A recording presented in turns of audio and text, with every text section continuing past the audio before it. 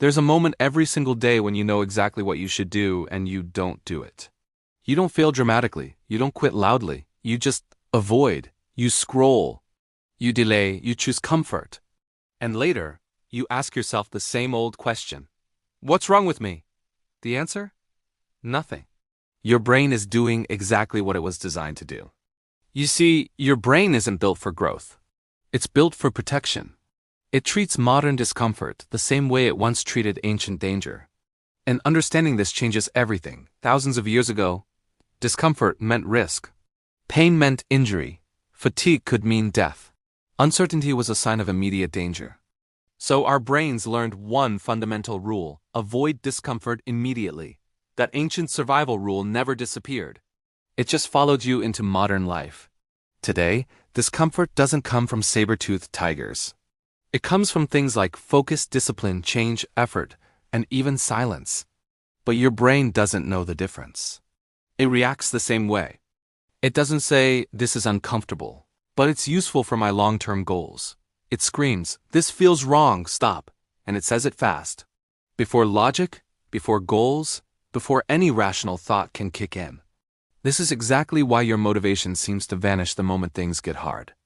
This deep-seated avoidance mechanism is why you delay starting important tasks. It's why you quit too early on your projects. It is why you abandon good habits and always find yourself returning to the warm embrace of comfort. It's not because you're weak. It's because avoidance feels safe to your brain. Procrastination is not laziness. It's relief-seeking.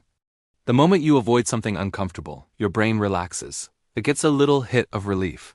And it rewards that feeling. This reward teaches your brain something very dangerous. Avoidance works.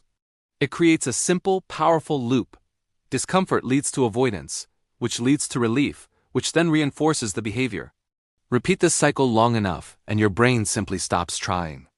Not because you can't change, but because it has learned not to. Most advice tells you to fight discomfort. To push through it, to force discipline upon yourself, and sure, that can work. Briefly, until your brain pushes back even harder. Because using force tells your brain, "See? I told you this was dangerous." And in response, your brain doubles down on resistance. But here's the secret: discomfort is not a stop signal. It's a novelty signal. It simply means you're outside your routine, you're using energy, you're changing something, that's it. Your brain just hasn't updated its interpretation for the modern world. Your brain resists intensity, not progress. It can tolerate small, manageable bits of discomfort. But it panics at large, overwhelming discomfort. This is why tiny, consistent actions succeed where big, ambitious plans often fail.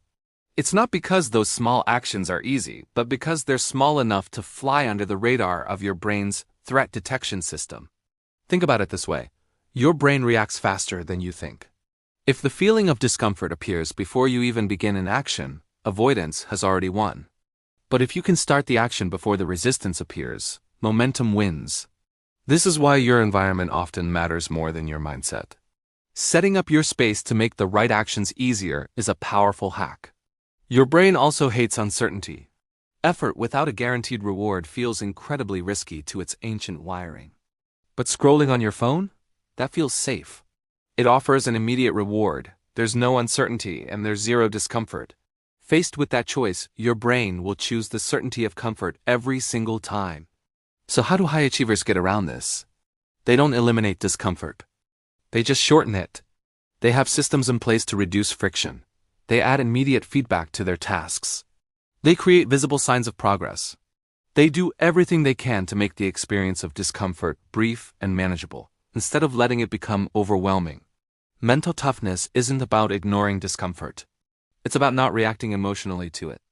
It's about observing the feeling without panic, without drama, and without self-judgment. It's about calm continuation. Intensity amplifies discomfort. Calmness neutralizes it. This is why calm, steady people last longer.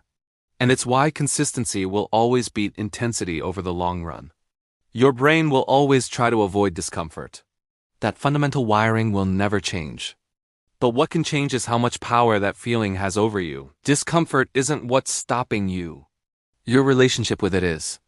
If this video helped you understand yourself a little better, please like the video. And for more psychology-based insights on focus, discipline, and control, subscribe to the channel.